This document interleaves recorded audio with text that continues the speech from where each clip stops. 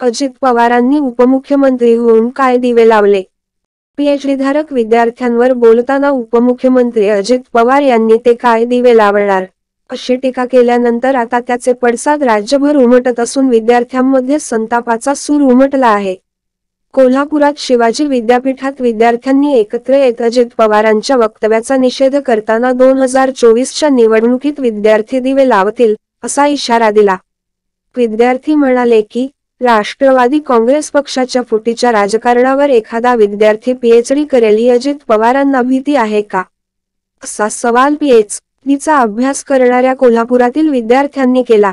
यावेळी अजित पवार यांनी विधानसभेत केलेल्या वक्तव्याचा शिवाजी विद्यापीठातील विद्यार्थ्यांकडून निषेध करण्यात आला. संशोधन करणाऱ्या विद्यार्थ्यांना फेलोशिप मिळणे हे गरजेचे आहे.